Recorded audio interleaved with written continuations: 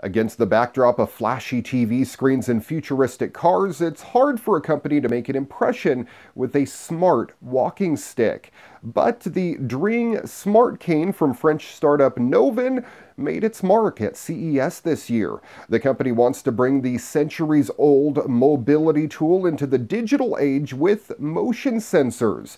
Geared toward the elderly and people with low mobility, the cane has a built-in accelerometer and gyroscope to track the user's movements.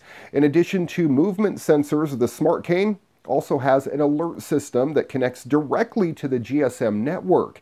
In case of a fall or emergencies, the cane can be used to send an alert to a caregiver who can then choose to respond with a signal. The data collected from the cane is sent to a secure server where artificial intelligence algorithms process the data to understand a user's habits and movements to deduce low activity, tiredness, or other changes in walking patterns that can be linked to a deteriorating condition. To find the right design that could contain the technology and still be lightweight and ergonomic, the French company turned to Maison Fayette, a century-old cane maker. The result is a simple, polished cane that conceals the sensors in the grip. So people who are used to the traditional design will have no problem adopting a new connected device when it ships at the end of this year. Bloomberg has confirmed that Anheuser-Busch is working with Keurig to develop an alcoholic drink maker. The system will be based on technology from Keurig's cold beverage system, which was discontinued in June after slow sales. Keurig, which was acquired for $13.9 billion by JAB Holdings Company last year, has been seeking ways to diversify away from its signature product, coffee brewers. Though the Keurig Cold was a flop, it was focused on making sodas, iced teas, and other non-alcoholic beverages. Revamping it for booze could increase the appeal of the device, which took 6 years to develop.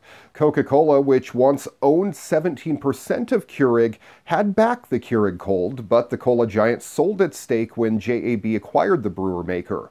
Time will tell if the new direction will entice customers. I think it's all about the price point, really. If they put out a device in the sub-$100 range, then they may have something. In this week's EV news, forget the charging port. The roads of the near future could power your electric car while you drive, eliminating the need to ever stop and recharge or refuel again. Israeli startup Electrode is working to pave the way towards a greener world with technology that retrofits existing roads with buried coils to inductively charge electric vehicles. The team has already performed successful tests of the technology and will be demoing the electric roads on a larger scale with the public bus route in Tel Aviv. Founded with the goal of reducing global emissions, you can retrofit 1 kilometer of road in just a half a day from night to morning. The installation process begins with an asphalt scraper that digs an 8-centimeter deep trench. A second vehicle installs the wires, charging strips, and fills the trench back up with asphalt. Smart inverters with real-time communication are installed on the sides of the road, and a coil unit attached beneath the electric vehicle receives the power transferred over a small 24-centimeter air gap. Radiation is minimized and locally shielded for driver and passenger safety as well.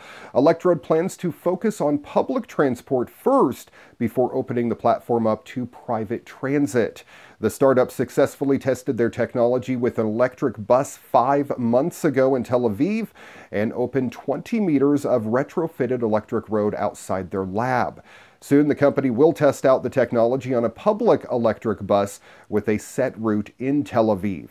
Since the bus will drive on electric roads, it won't need to be recharged, though it will have a small battery to allow the bus to drive up to 5 kilometers without an electric current. A battery for an electric bus costs upwards of $300,000 and weighs 5 tons. If you remove the battery, then the bus is much lighter and requires less energy. This technology is cost-saving. If you compare it to diesel buses, it's about half the price.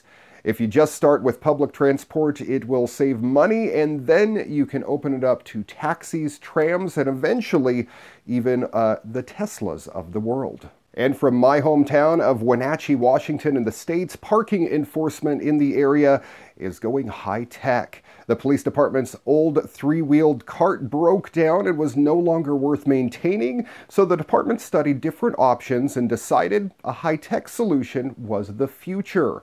Using lasers, digital cameras, and GPS mounted in a small SUV, the tires of parked cars are no longer marked with chalk, but rather digitally photographed. The system recognizes whether a car has exceeded the parking time limit and alerts the parking enforcement officer as they drive by. Captain Edgar Reinfeld said the parking enforcement officer does make the final decision, however. Reinfeld says the Tannery Creek system cost upfront $60,000 with a $1,000 a month maintenance contract. The base model Nissan Juke was just under 20 grand. Reinfeld says the department selected the system over other options that were based solely on license plate recognition or the position of a vehicle's valve stem. Advantages include eliminating repetitive stress injury for their enforcement officers and more frequent trips through parking zones or neighborhoods for parking enforcement. It's definitely something that they should implement here on Phillip Island. With over 3 million visitors a year, there's a lot of overparking downtown. When it comes to conserving water in the bathroom, taking what's known as a Navy shower by turning the water off and on again when you're not using it is one way to cut down on water waste. But of course, keeping it at the right temperature isn't always easy, plus you actually have to turn it off and on again during the shower, which makes it much less likely that anybody's actually going to do it.